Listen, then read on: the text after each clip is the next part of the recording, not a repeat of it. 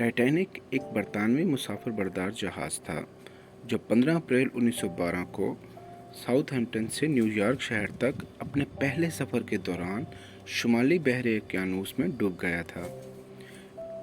इस जहाज़ को जदीद इंजीनियरिंग का कमाल समझा जाता था और इसे समझा जाता था कि ये कभी भी ना डूबने वाला जहाज़ है। टाइटैनिक को बेलफास्ट शुमाली आयरलैंड में हारलैंड और वोल्फ शिपयार्ड ने बनाया था। ये अपने वक़्त के सबसे बड़े और पुरताश बहरी जहाज़ों में से एक था, जिसकी लंबाई 282 फीट यानी 269 मीटर थी और इसकी कुल गुंजाइश 2400 से ज़्यादा मुसाफिरों और अमले के अरकान की थी। 10 अप्रैल 1912 को टाइटैनिक ने बहुत धूमधाम से साउथहैम्पटन से सफ़र किया।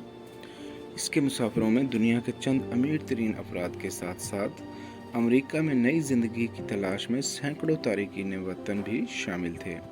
सफ़र के 4 दिन बाद 14 अप्रैल की रात टाइटैनिक शुमाली बहरे ओकियानूस के बर्फीले पानियों में एक आइसबर्ग से टकरा गया। इस तसादम से जहाज़ के हिल को काफ़ी नुकसान पहुंचा, जिसके नतीजे में कई कंपार्टमेंट्स में पानी भर गया। अमले के सैलाब पर काबू पाने की कोशिशों के बावजूद जहाज़ के डिज़ाइन की खामी वाज़ेह हो गई। टाइटैनिक को 16 वाटर टाइट कंपार्टमेंट्स के साथ डिज़ाइन किया गया था, लेकिन ये सिर्फ ज़्यादा से ज़्यादा 4 कंपार्टमेंट्स के सैलाब को बर्दाश्त कर सकता था। जैसे जैसे पानी मज़ीद कंपार्टमेंट में भर गया, जहाज़ समंदर में पहले कमान से डूबने लगा।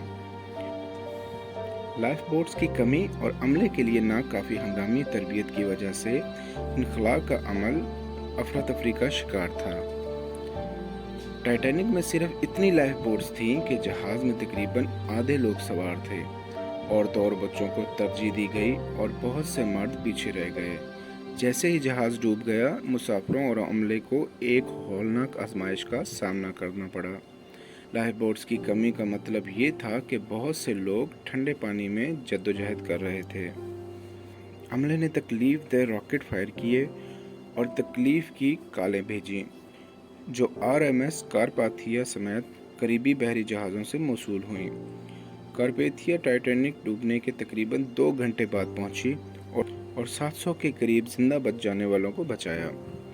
अफसोसनाक तौर पर इस आफत में 1500 से ज़्यादा अफराद अपनी जानों से हाथ धो बैठे, जो इस तारीख के सबसे मुहलिक समुद्री हादसात में से एक बना। टाइटैनिक के डूबने से समुद्री हिफाजत पर गहरा असर पड़ा। इसने ज़वाबित और तरीक़ों में अहम तब्दीलियाँ की, बशमूल तमाम मुसाफिरों और अमले के लिए बहरी जहाज़ों के लिए काफ़ी लाइफ बोट्स ले जाने की ज़रूरत, वायरलेस मवासलात में बेहतरी और शुमाली बहरे ओकियानूस में आइसबर्ग की निगरानी के लिए बैनुल-अक़वामी आइस पेट्रोल कायम किया।